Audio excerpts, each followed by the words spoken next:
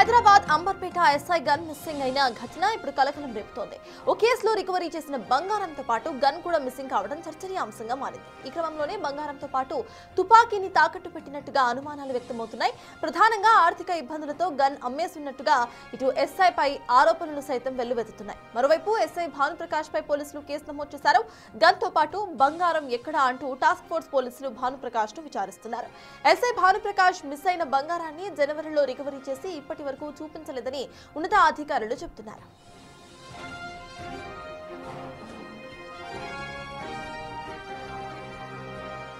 మరోవైపు భానుప్రకాష్ తన గన్ను రాయలసీమ ముఠాలకు అమ్మేశాడనే అనుమానాలు సైతం పోలీస్ శాఖలో చక్కర్లు కొడుతున్నాయి. అంతేకాకుండా రికవరీ చేసిన 4 తులాల బంగారం అప్పగిస్తానని చెప్పి బాధితులతో కేసును క్లోజ్ చేయించేశాడు. అయితే కేసు క్లోజ్ అయ్యాక బాధితులకు బంగారం ఇవ్వలేదు. ఈ విషయం ఉన్నత అధికారులకు తెలియడంతో భానుప్రకాష్ ను సస్పెండ్ చేశారు.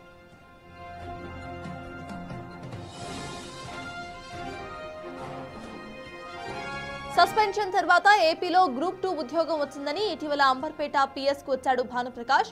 పిఎస్ లో తన వస్తువు తీసుకువెళ్లాలని నమ్మించారు. తీరా తన డ్రాలో ఉన్న గన్ కనపడటం లేదని స్టేషన్ ఇన్స్పెక్టర్ కి తెలిపారు. దీంతో ఉన్నత అధికారుల సమక్షంలో డ్రా ఓపెన్ చేయగా గన్ నిజంగానే కనపడలేదు.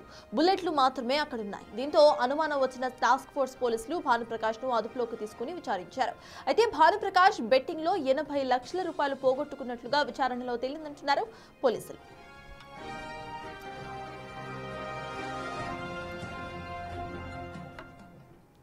అంబర్పేట ఎస్ఐ భానుప్రకాష్ కేసెస్ సంబంధించిన అప్డేట్స్ మా ప్రతినిధి సురేష్ అందిస్తారు. సురేష్, చెప్పండి, gun missing case the same time recovery చేసిన బంగారాన్ని సైతం రికార్డ్స్ లో చూపించకపోవడం మనం చూస్తున్నాము. ఈయనపై ఉన్న ప్రధాన ఆరోపణలాగా అసలు భానుప్రకాష్ కి సంబంధించిన ట్రాక్ రికార్డ్ ఎలా ఉంది? అప్డేట్స్ ఏంటి? భానుప్రకాష్ 2020 బ్యాచ్ కి చెందిన ఎస్ఐగా పోలీసులు చెప్తున్నారు. అతను ఏదైతే ఒక చోరీ కేసులో బంగారం రికవరీ చేసి ఆ బంగారాన్ని రికవరీ చేసి ఆ తర్వాత తాకట్టు పెట్టుకుని అమ్ముకున్నట్టు పోలీసులు గుర్తించడం జరిగింది.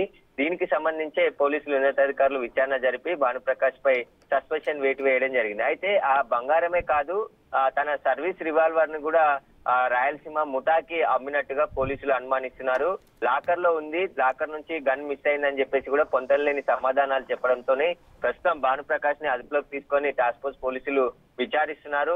ఒకవేళ ఆ రాయలసీమ ముఠాకి ఆ సర్వీస్ రివాల్వర్ అమ్మింటే వాళ్ళు ఎక్కడ తీసుకెళ్లారో, ఆ ముఠాతో భానుప్రకాష్ కి ఎలాంటి సంబంధాలు ఉన్నాయి, వాటికి సంబంధించిన పూర్తి వివరాలు కూడా ఆరా తీస్తున్నారు. ఒక పోలీస్ ఉద్యోగం చేస్తున్నటువంటి ఎస్ఐ దొంగగా మారి బెట్టింగ్ యాప్లకు వ్యసనంగా మార్చుకొని దాదాపు 80 లక్షలు కూడా పోగొట్టుకున్నట్టు తెలిసింది. అప్పటి నుంచే ఆర్థిక ఇబ్బందులు, అప్పుల పాలైపోయి ఆ తర్వాత బంగారాన్ని అమ్ముకోవడం, అంతేకాకుండా ఆ బాకీలు తీర్చడానికి తన సర్వీస్ రివాల్వర్ ని సైతం అమ్ముకున్నట్టుగా పోలీసులు అనుమానిస్తున్నారు. ప్రస్తుతం ఆ కోణంలో దర్యాప్తు చేస్తున్నారు. అసలు రాయలసీమ ముఠాకి భానుప్రకాష్ కున్న సంబంధాలు ఏంటి, భానుప్రకాష్ ఎక్కడెక్కడ పనిచేశాడు, ఏ కేసులు డీల్ చేశాడు, గతంలో కూడా ఇలాంటి కేసుల్లో బంగారాన్ని అమ్ముకున్నాడు అనే దానికి సంబంధించి ఆరోపణలు ఉండడంతో పోలీసులు అయితే దర్యాప్తు చేస్తున్నారు. ఉన్నతాధికారులు కూడా ఈ ఘటన పైన చాలా సీరియస్ గా యాక్షన్ తీసుకున్నారు. ఎందుకంటే ఒక పోలీస్ ఉద్యోగం చేస్తూ దొంగల నుంచి రికవర్ చేసిన బంగారాన్ని తాను బాధితులకు ఇవ్వకుండా తానే స్వయంగా తన అవసరాల కోసం అమ్ముకోవడం పట్ల కూడా పోలీసులు అయితే చాలా సీరియస్ గా ఈ కేసు ఇన్వెస్టిగేషన్ చేస్తున్నారు.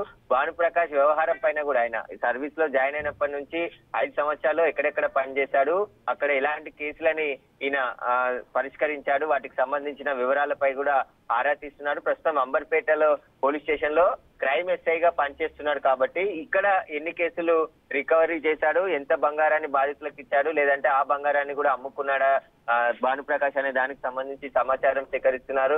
ఆ పోలీస్ ఉద్యోగం చేసి దొంగగా మారి ఆ బాధితులకు ఇవ్వాల్సిన బంగారాన్ని తాను కొట్టేసి అమ్ముకోవడం జరిగింది కాబట్టి ప్రస్తుతం పోలీసులు అయితే ఉన్నతాధికారులు దర్యాప్తు చేస్తున్నారు. భానుప్రకాష్ కి సంబంధించి విచారణలో మరిన్ని విషయాలు వెలుగులోకి వచ్చే అవకాశం కనబడుతుంది. ప్రస్తుతం టాస్క్ ఫోర్స్ పోలీసుల అదుపులో భానుప్రకాష్ ఉన్నాడు. తన సర్వీస్ రివాల్వర్ మిస్ అయిందని చెప్పాడు కాబట్టి ఎక్కడ మిస్ అయింది, ఎక్కడ అమ్ముకున్నాడు, వాటికి సంబంధించిన వివరాలని ప్రస్తుతం ఆరా తీస్తున్నారు. అయితే సురేష్, ఇటు భానుప్రకాష్ పై ఇటు 80 లక్షలకు బెట్టింగ్ లో పెట్టి తర్వాత లాస్ అయినట్టుగా కూడా అర్థమవుతుంది. సో దానికి సంబంధించి అంటే ఏమైనా అప్పులు క్లియర్ చేశారు అనే ఒక కోణంలో కూడా విచారణ కొనసాగుతుందా? దీనికి సంబంధించి ఇటు పోలీసులు ఏమంటున్నారు?